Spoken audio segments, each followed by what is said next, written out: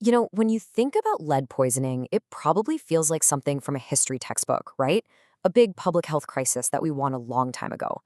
But what if I told you that story is dangerously wrong? We're about to dive into why this supposedly solved problem was never really solved at all. So here's the big question that just doesn't add up. The US government banned lead based paint in homes way back in 1978. That's a fact. And yet, the CDC estimates that right now, today, about 500,000 young children have enough lead in their blood to cause real, measurable harm. How is that possible? How can both of those things be true at the same time? And that brings us to this really powerful quote from environmental justice advocate Peggy Shepard. She says, lead poisoning isn't a mystery, it's a policy failure. And that just hits the nail on the head. The reason this is still happening isn't because we don't understand the science. Oh, the science is crystal clear. This is a story about inaction, about neglect, and ultimately about a massive failure of policy. Okay, so to really grasp why this is so critical, we have to understand what we're up against. Let's take a closer look at lead itself, this invisible toxin, and the kind of profound and frankly permanent damage it does to the human body, especially to a growing child. So let's get straight to it. What's a safe level of lead exposure for a kid? Well, according to pretty much every major health organization on the planet, from the CDC to the World Health Organization, the answer is zero, none. There is no known safe level. That means any exposure carries a risk, which just raises the stakes sky high. And look, the damage here isn't something a kid just grows out of. It is devastating and it is for life. We are talking about irreversible damage to the brain that can lower IQ, cause learning disabilities, and lead to serious behavioral problems. And it doesn't even stop there. That early exposure is linked to a much higher risk of heart disease, kidney failure, and even dying prematurely as an adult. The key takeaway here, this damage is permanent. So if it's not in new paint cans at the hardware store, where is all this lead even coming from? Well, it's hiding in plain sight. It's a ghost in our own homes. Millions upon millions of U.S. homes, especially those built before 1978, still have lead-based paint on the walls. It's in the old water pipes carrying water to our taps. And it's even in the soil in our cities, left over from decades of leaded grassland. It's a threat that is literally built into the foundations of our country. And that, of course, raises a really important question. Is everyone at equal risk? The answer, as you're about to see, is a huge no. Turns out the story of who gets poisoned by lead in America is completely tied to the story of how and where we built our homes. So, to get this, we gotta go back in time. After World War II, America saw this massive suburban boom. And it was all fueled by federal policies, especially from the Federal Housing Administration, the FHA. The FHA backed mortgages, making it easy to buy a home, but they overwhelmingly favored brand new houses out in the suburbs.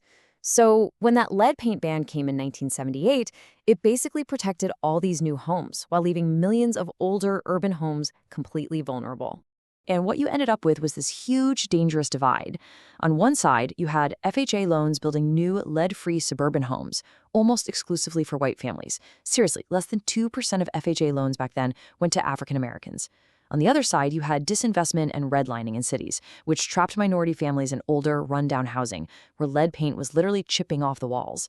This wasn't just a segregation of people, it was a segregation of risk. And the result of all this?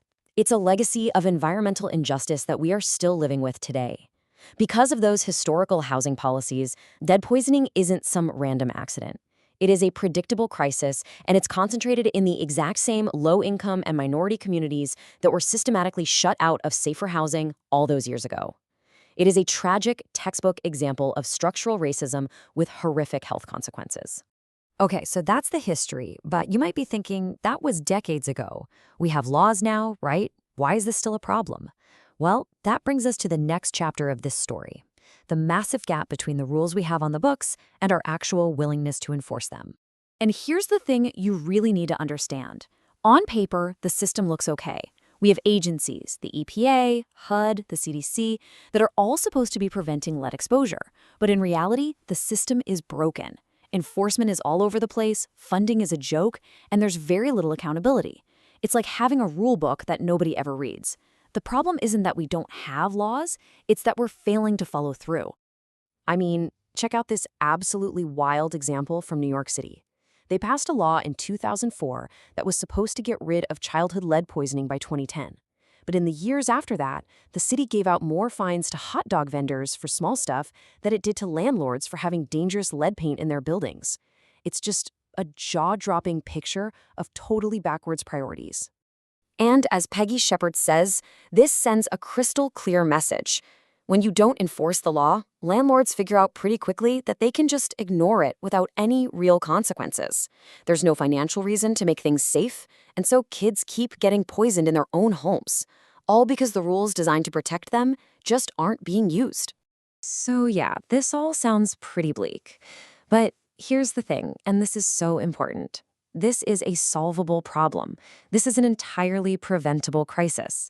The science is there, we know what the solutions are, so let's shift gears and look at what it would actually take to fix this once and for all.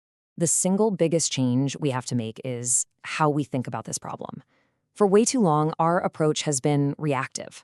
We wait for a kid to get a blood test that comes back high, and then we try to do something. The real solution is prevention.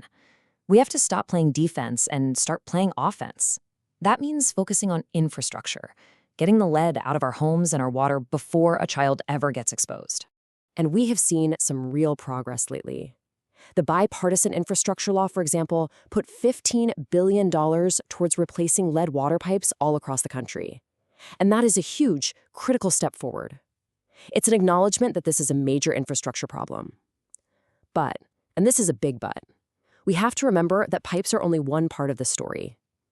For most kids, the number one threat is still lead paint. So what's the game plan to actually eliminate this threat for good? Well, experts pretty much agree it boils down to three key things. First, we need serious, sustained funding to clean up lead in paint, soil, and water. Second, we need aggressive enforcement so landlords are actually held accountable. And third, we need to modernize our testing and data so we can find and protect kids in the highest risk neighborhoods. So, at the end of the day, it all comes down to this. We know how to stop lead poisoning. The science is completely settled. The solutions are right in front of us. This isn't a technical problem anymore, it's a political one. We have everything we need to end this crisis and make sure that no child's future is stolen by this preventable poison. The only question left is, will we finally choose to do it?